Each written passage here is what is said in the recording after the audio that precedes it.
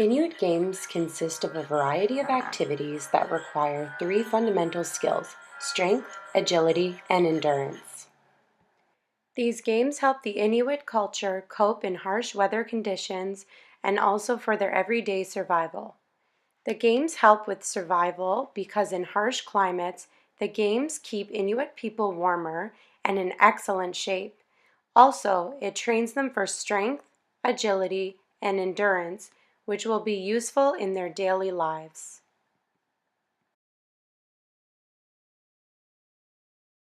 There are many Inuit games that vary from place to place across the north. Some games were designed to entertain and pass the time, while others were designed to enhance physical endurance and strength. What you'll see next is a small sampling of some of the different kinds of Inuit games. So in the leg wrestle, they're going to lift their legs 3 times, and then after the third time, they're going to hook and try to flip the other person over. Mako, Pingasu, attack. In my Bachelor of Education program, I enrolled in a course entitled Aboriginal Education. As per one of our assignments, my group and I presented and facilitated Inuit games. We executed the games, therefore culturally appropriating people of Inuit culture. At the time, we were given no feedback regarding the inappropriateness or cultural appropriation we were inflicting from our professor. According to Yao 2015, cultural appropriation is the method that Canada uses to take the Inukshuk away from the original Inuit context. As the individual who culturally appropriated in my Inuit Games presentation, it is evident that I took Inuit culture away from its original context.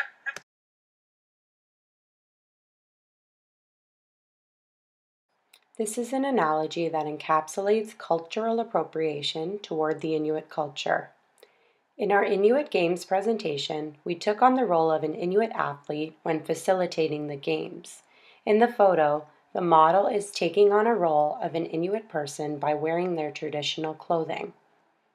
The issue with this photo is that this model is not of Inuit descent. Now that the foundation of Inuit games and cultural appropriation have been outlined, it is important to discuss reflexive practice. This being how I will improve and alter how I presented Inuit games as a non-Indigenous individual.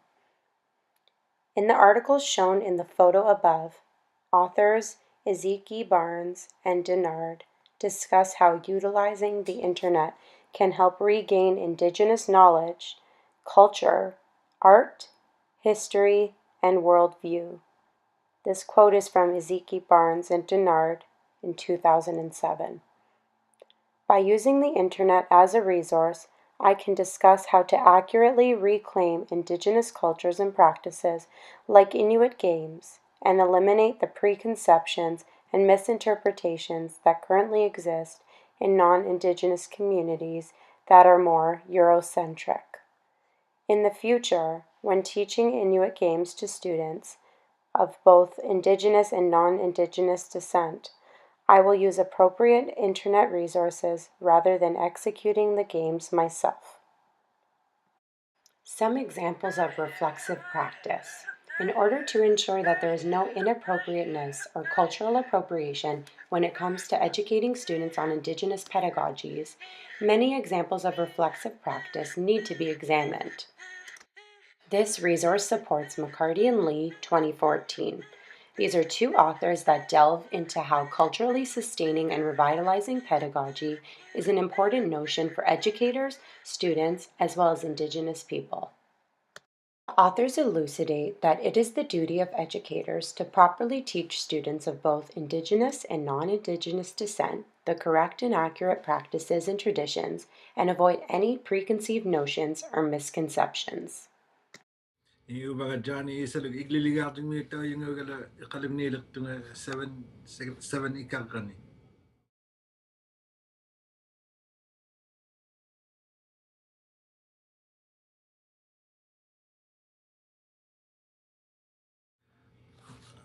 16 ikang kakat so nga kitigiyo lang ito nga tako nga kitigo sini Kisiani aulay yung saban ni kayo kiyo kaksunga. Tao to kan na katulak tiktak ko kitik tayo Inuit kitigutingin. Inuit games. Instead of facilitating Inuit games, a way to avoid offending and misinterpreting these games would be to show students videos of remarkable Inuit game athletes. In the previous video shown, you see Johnny Isaluk, who is a famous Inuit games athlete. This will ensure that students of both Indigenous and non-Indigenous descent are learning about the proper background, types of games, traditions, and other important information in the Inuit games. Educators can try and reach out to Johnny Isaluk or many other Inuit athletes that have practiced or taught Inuit games. It is crucial to ensure that they have a connection to Inuit culture or are of an Inuit descent. This will help to avoid cultural appropriation. Facilitating games in a non-Indigenous environment as a non-Indigenous individual goes against the 5 R's by Judy Atkinson, which are the core of critical Indigenous pedagogies. These include respect, rights, responsibility, reciprocity, and relatedness. This is from Atkinson, 2012. By facilitating these games, it mainly goes against the respect component of the 5 R's. This is because these games are sacred to Inuit culture, and presenting these games as a non-Indigenous person is offensive and disrespectful. Included in reflexive practice is a variety of classroom resources. Uvanga na tavark atira ut kiakavik mirunga. I am Inupiaq. In the unforgiving Arctic, survival depends on agility, strength, and endurance. To hone survival skills and pass time during the long polar winter, the games are created and passed on over generations. But then, when I really wanted to give up, I just got the crowd to encourage me some more. With everybody cheering, that just pushed me to go further. I know that the day after, my toes are killing me. The Alaska high kick is a way hunters can stay fit in tight quarters during storms and long polar nights. You start from a sitting position, and then from here, you thrust your body up off the floor, kick your target, land, and maintain your balance. No part of your body can touch the floor other than your kicking foot and your balancing hand. I'm representing my family very well and our people, who we are as a Native people.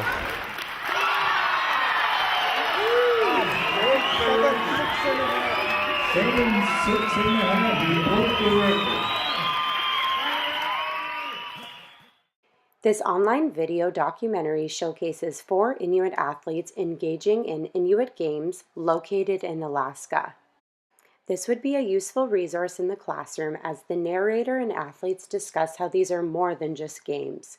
They are a way of survival in harsh conditions of where they live. For instance, living in climates that drop to unbearable temperatures. This is a resource that can be shown to students without actually attempting the exercises. Teachers can develop a slideshow to share the information in the book, including the appropriate references. Following this, having a Skype or Google Hangout call with an Inuit athlete or elder who has seen these games take place in their culture. This would be useful for students. Some of the games included in the book are all catered to agility, strength, and endurance. For instance, the 1-foot-high kick, head pull, and airplane exercise. The kneel jump may very well be the most technically difficult of the 11 different events that comprise Arctic sports. Arctic sports are based on Inuit traditions from across the Arctic, and they are thousands of years old. This is a video documentary that shows clips of Inuit games being played at the 2016 Arctic Winter Games in Nuuk, Greenland.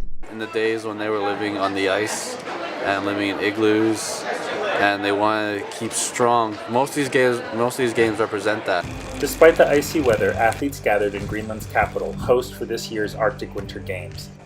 This resource would be useful in the classroom because in the video it is mentioned that it is only appropriate for people who identify as Inuit to teach these games, as they have cultural and traditional connections to them, most importantly, connections to their land.